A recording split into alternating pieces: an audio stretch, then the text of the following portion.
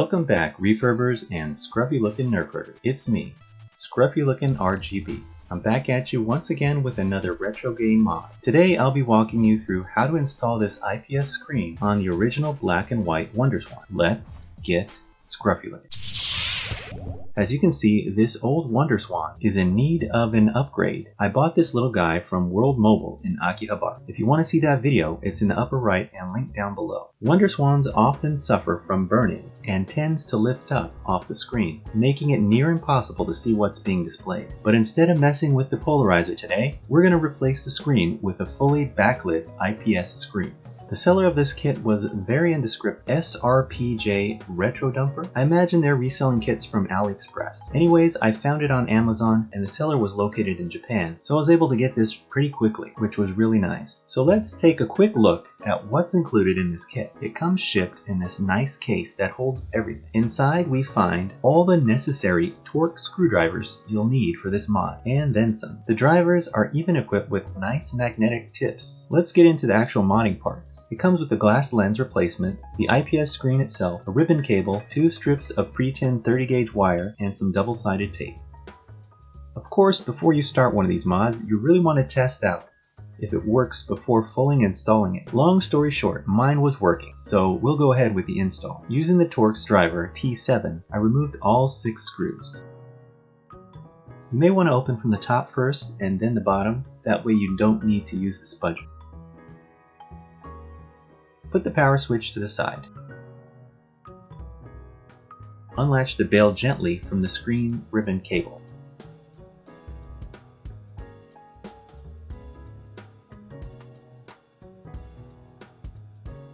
Then pull out the main board. You'll want to remove these white sponge spacers before installing the new IPS screen, as it gets very tight inside the shell. The speaker has a little bit of rust in the corners, but we'll look at that a little later. Remove all the pads and buttons. Using the ice tray technique, the screen will come up on one of the corners, then slide a finger or spudger underneath, but be careful, it's really sharp, and lift up slightly. The screen will come up off the double-sided tape that sits in the shell.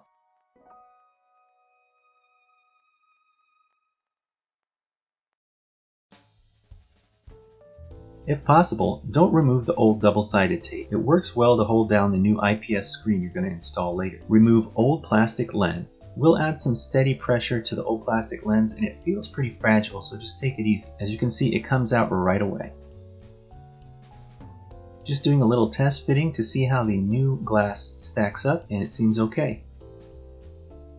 On the IPS screen itself, I've test fitted it off camera. It lines up really nicely without any modification of the shell, which makes this a really straightforward and easy mod to do. Remove the protective film from the screen, then install it into the shell. Make sure you have the correct orientation, and the original double-sided tape will really come in handy for you. It'll hold that screen in place just enough, and then batten down the corners just a little bit. Now it's time for the new glass lens. Make sure to pull off the protective film on the back. Use a sharp edge to get it started, and then pull off the tape back so it's ready to be installed.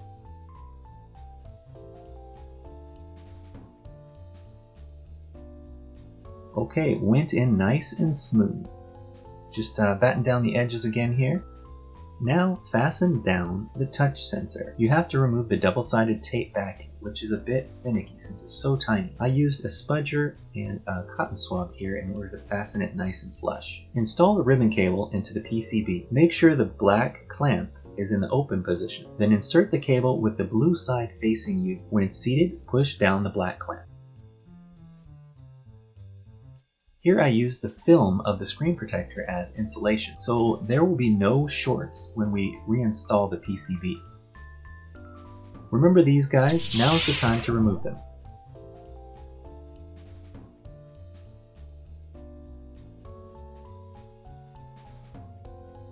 Before we install the PCB, let's give all the contacts a good cleaning.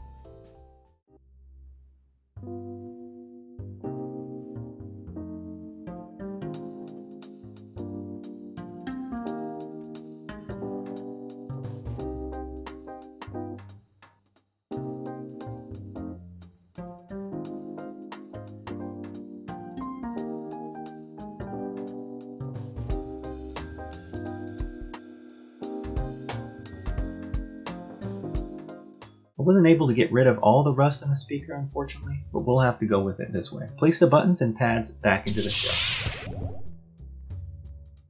Orient the PCB like so, and ever so carefully, we need to fold the ribbon cable accordingly. Take your time here. You don't want to have to fold this cable more than once, if you can help it.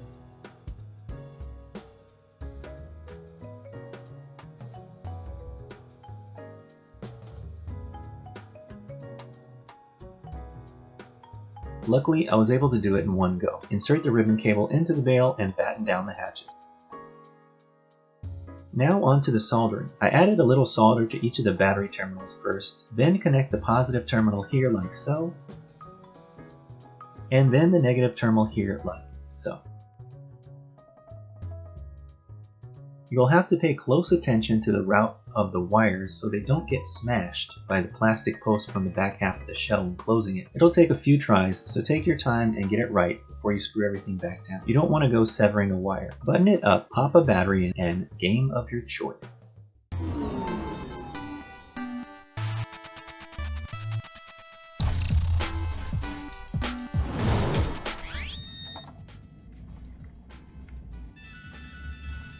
Haha, success! That sound is starting to grow on me. As you can see, the backlight is working nicely, and the touch sensor also is working with no problem. Obviously, this makes a huge improvement to the original non-backlit screen. In addition to the mod, other than soldering a couple wires, drops into the shell without any modification, which is a big plus in my book. The downside is this mod requires soldering, but I think if you have basic soldering skills, you could pull this off fairly easy.